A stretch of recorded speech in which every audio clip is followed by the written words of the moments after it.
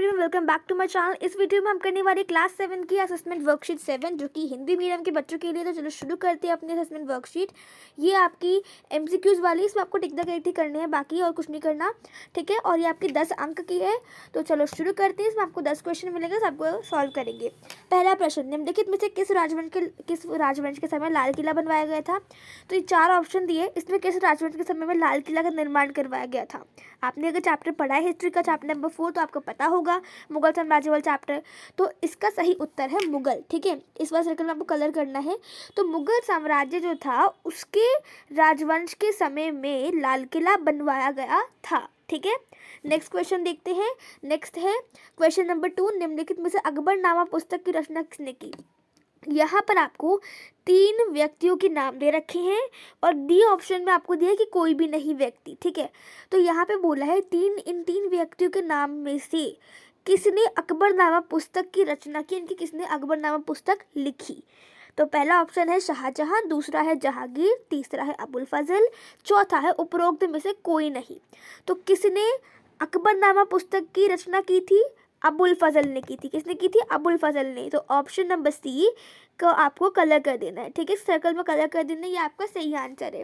Question number 3, सुलह ए कुल की नीति किसने चलाई थी? तो सुलह ए कुल एक नीति थी, अगर आपने पढ़ा होगा चैप्टर उसमें बताया था। तो किसने चलाई थी नीति? पहला ऑप्शन है Babur, option B Jahangir, option C Akbar, option D Aurangzeb. तो किसने सुलह ए कुल की नीति चलाई थी?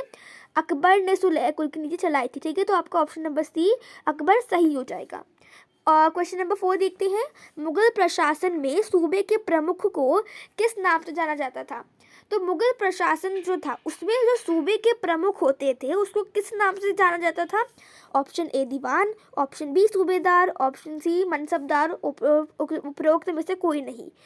तो अब आप खुद देखो, यहाँ पे आपको किसी के बारे में पूछा, सूबे के प्रमुख को। तो सूबे और सूबेदार दोनों मतलब दोनों एक दूसरे से मेल खाते हैं। तो इसका सही उत्तर सूबेदार होगा, यानी कि सूबेदार कहा जाता था सूबे के प्रमुख को, ठीक है।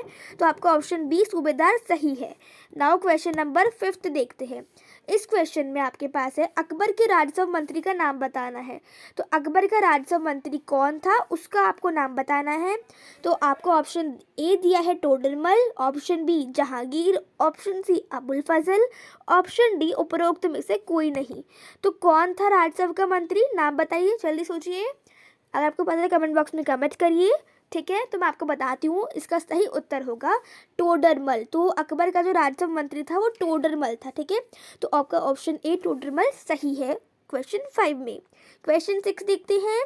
1526 आपको बोला है सन 1526 में मुगल सम्राट बाबर ने किसको हराया? डैश को हराया। आपको यहाँ पे नाम नहीं बताया किसको हराया था बाबर ने, आपको यहाँ पे कुछ ऑप्शन दिए, उन नामों में से आपको चूज करना है और बताना है कि बाबर ने 1526 में किसको हराया था, ठीक है।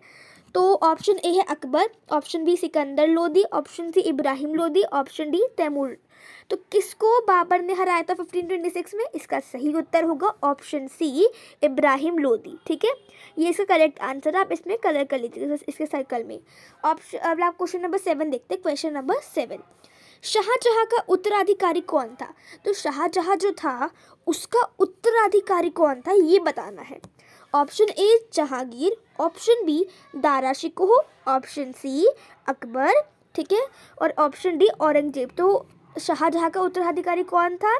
शाहजहां का उत्तराधिकारी औरंगजेब था, ठीक है। ऑप्शन डी औरंगजेब सही है। क्वेश्चन 8 में है डैश ने 1611 में जहांगीर से विवाह किया और इसे नूरजहां का खिताब मिला। तो किसने 1611 में जहांगीर से विवाह कर लिया और फिर उसे नूरजहां का खिताब मिला?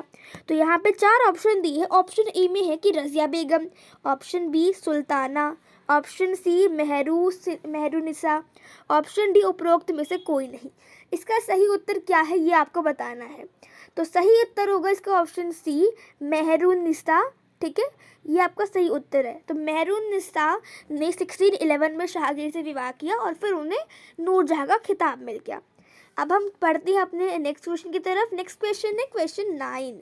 इस क्वेश्चन में है नीचे आपको जो प्रश्न दिए हैं उसमें से आपको 2 प्राक कथन दिए गए हैं। एक संकल्पना स और दूसरा कारण क है, ठीक है। तो पहला आपको संकल्पना है, ठीक है। सा से संकल्पना और क से कारण। तो कथनों को पढ़िए और सही विकल्प का चयन कीजिए। पहले आपको संकल्पना पढ़ना है, दूसरा आपको कारण पढ़ना है। तो देखते हैं। तो अकबर एक सहिष्णु मुगल सम्राट था। तो अकबर क्या था? अकबर एक सहिष्णु मुगल सम्राट था। जी हाँ, वो एक सहिष्णु मुगल सम्राट था, ठीक है। ऑप्शन, अब आपको कारण बताए। कारण में क्या बोला कि कारण यह है कि अकबर ने धर्म के मामलों पर चर्चा के लिए एक इबादत खाना बनवाया। क्या बनवाया? अकबर ने धर्म के मामलों पर चर्चा के लिए, उसके डिस्कशन के लिए एक इबादत खाना बनवाया। ये भी सही था, आपके चैप्टर में इस बारे में ज़रूर बताया गया था। तो दोनों ही बातें सही हैं, ठीक है। दोनों ही बातें हमारी सही हैं कि अकबर एक सहिष्णु मुगल सम्राट था और अकबर ने धर्म के मामलों पर चर्चा के लिए इबादत खाना भी बनवाया था। दोनों ही बातें सही कही गई हैं। तो संकल्पना भी सही है और कारण भी सही है। तो इसका उत्तर होगा ए, ठीक है। ऑप्शन ए में आपको बताया गया है ना कि संकल्पना भी सही है और कारण भी सही है। तो आप कहेंगे कि दोनों ही सही है और कारण भी संकल्पना भी सही है, ठीक है। सही व्याख्या है दोनों की। तो इसके लिए ऑप्शन ए इसका आंसर होगा, ठीक है। तो ये वाला आपका इसका आंसर है। ओके, नाउ नेक्स्ट बात करते हैं क्वेश्चन नंबर 10, जो कि आपकी इस असेसमेंट का लास्ट क्वेश्चन है। इसमें आपको बोला कि गलत जो मिलान है, गलत मिलान की पहचान कीजिए। चलिए पढ़ते हैं। यहाँ पे पहले आपको पहला मिलान क्या है? मुगल सम्राट अकबर। मुगल, तो अकबर क्या मुगल सम्राट थे? जी हाँ, अकबर मुगल सम्राट थे एक। दूसरा, मुगल सम्राट, सॉरी आपको इसमें सर्कल नहीं करना, जो गलत होगा उसमें सर्कल करना, ठीक है। मुगल सम्राट जहांगीर। तो मुगल सम्राट जहांगीर क्या कोई मुगल सम्राट था? यस, जहांगीर भी एक मुगल सम्राट था। ऑप्शन सी, मुगल सम्राट शाहजहां। तो शाहजहां कोई मुगल सम्राट थे? यस, शाहजहां भी मुगल सम्राट थे। तो अब इन तीनों ऑप्शन में से कोई भी मुगल सम्राट, सारे मुगल सम्राट है। अब चौथा ऑप्शन बचा है। अब ऑफकोर्स ही बात है, जो ऑप्शन बचा होगा वही तो आपका आंसर होगा ना। और सिकंदर लोदी कोई मुगल सम्राट नहीं था। तो इसीलिए ये वाला जो मिलान है, ठीक है, ये वाला जो डी वाला मिलान है, ये वाला मिलान गलत है। तो इसका उत्तर ये हो जाएगा कि ये वाला मिलान गलत है। तो खत्म हो गया आपका सारी असेसमेंट। होप आपको वीडियो अच्छी लगी होगी। लाइक शेयर कमेंट सब्सक्राइब मारना। Meet in next video. Till then bye bye and take care. Thanks for watching. Have a nice day.